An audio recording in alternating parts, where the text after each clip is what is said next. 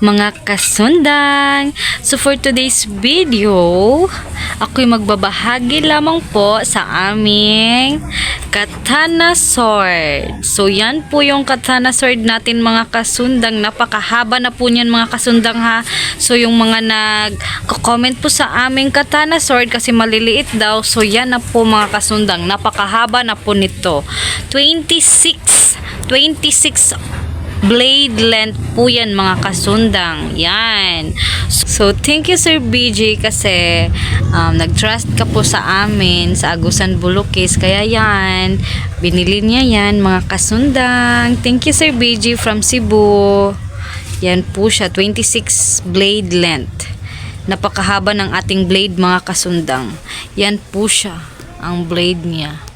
O diba? Napakahaba.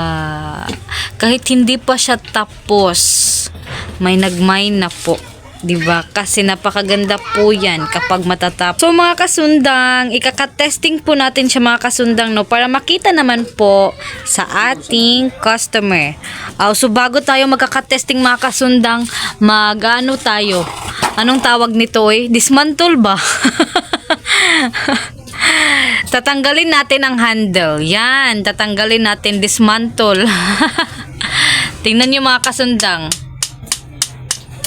O diba, nahulog yung parang ano niya, yung sa rivets ba. Pero ilak pa to mga kasundang nga, ilak. Sa ngayon kahit wala pa siyang lock, yan, iano po na natin siya. Tingnan niyo mga kasundang, watch until the end. Yan, yan po yung handle natin. Yan. Tapos ito naman yung ang ano niya. Ano bang comment daw mga kasundang. Comment down below anong English sa gitong. Yan. Kasi nag-aano na kami ng papa ko dito kung ano daw English ng gitong. Gitong ba ito? Ito dito mga kasundang yung sa handle niya. Yan. Pa-message na lang po or pa-comment. Yan yung ano niya mga kasundang mga yan. Ito yung mga ano niya ba, mga kagamitan. Diba? Ito ang ating anong tawag nito? Handguard. Napakakapal ng ating handguard. Hindi po yan kakalawangin kasi aluminum. Tapos ito yung singsing mga kasundang, aluminum din po yan. Yan. Ito aluminum. Tapos ito ring pang rivets niya mga kasundang, aluminum din po, kaya hindi yan kakalawangin. Diba? So thank you ulit Sir BG from Cebu. Thank you sir. Yan. Napakaganda ng ating handguard. Diba? Parang totoo talaga na katana sword ba? Hindi man mag-focus yan. Nag-focus na siya. Napakaganda. So, ito ang ating yan. Yan yung pangsingsing niya. So, pagbalik mga kasundang, ganyan lang siya. Ganyan ang pagbalik. Diba? Kailangan pasok yun kaayo ba? Tapos, ito naman ang handguard. Yan. Pabilog na handguard. Tapos, may pabutas-butas para style. Diyan. Ipasok lang. Ganyan. Diba? Tapos, ito naman ang ating handle. Napakaganda. Mas maganda pa yan mga kasundang kapag natapos.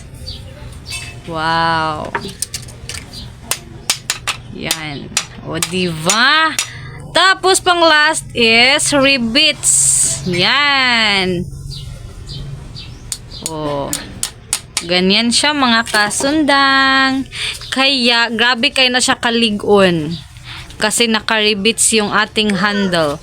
Ito yung blade niya mga kasundang. Napakakapal. Mulye po ang ating blade mga kasundang ha. Sa mga nagtatanong po, mulye. Ito po ang ating blade. Napakakapal. Yan. Tapos papunta sa dulo, ganyan na siya. Tapos may kilay. Ganyan. Anong kilay? Anong tawag sa kilay? Anong sa tao kung kilay, eyebrow man ata, di ba? So itong blade hindi ko alam kung anong tawag diyan, basta kilay, di ba? Center edge. Pwede siya sa right-handed, pwede siya sa left-handed. Yan, ipapakita ko sa inyo mga kasundang sa next video ko kung anong style ng kanyang scabbard. Yan yung blade niya, 26 inches blade length po. Thank you, Sir BJ. Yan. So, magkaka-testing na tayo mga kasundang. Yan, cut testing sa ating manipis na papel. So, yan. Manipis na papel mga kasundang, manipis. Yung pang papel sa grade 1. Wow! Grabe kahait. Diyos ko Lord. So, paalala lang po, bawal ito sa mga bata, mga kasundang. Kaya kung hahawak kayo ng mga blades, kailangan walang bata sa ano nyo, sa duol ba? Malapit na bata. Wow, ang napaka kanang hait ba? Hait kayo sa dulo. O di ba? Napakatalim, Diyos ko. Yan. Nakita mo na, Sir BJ. Yan, sir. Grabe kahit sa muhang blade, sir. So, yun lang po mga kasundang. Paalala lang po, bawal to sa bata. Thank you.